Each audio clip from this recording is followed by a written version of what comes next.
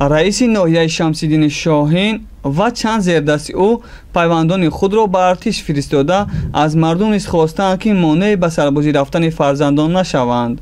хешовандони раиси ноҳияи Шамсиддини Шоҳин Зафар Гулзода гуфтанд, ӯ бародарзодааш Хайрандеши Бурҳонро ки тобистони имсол Донишгоҳи миллии Тоҷикистонро хатм кард, ба сарбозӣ фиристод. хабар медиҳад Радиои Озодӣ. Раис гуфт ки писарат ба хидмат меравад ва ӯ ҳам қабул кард.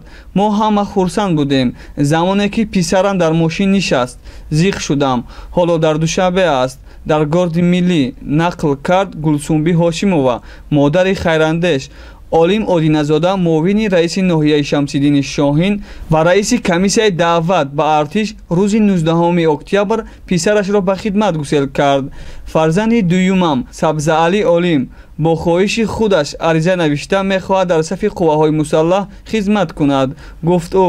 раиси дастгоҳи ҳукумати ноҳияи Шамсиддини Шоҳин Аскаршоҳ Мирзомадзода ҳам гуфт, фарзандам Муҳаммадбашири Аскаршоҳ хатмкардаи Донишгоҳи техникии Тоҷикистонро бо хоҳиши худ ба сафи қувваҳои мусаллаҳ гусел карда истодаам.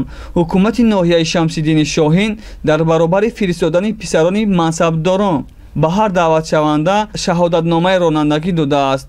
бештари навазкарон дар даъвати тирамоҳии ноҳияи Шамсиддини Шоҳин хатмкардаҳои донишгоҳҳо ҳастанд.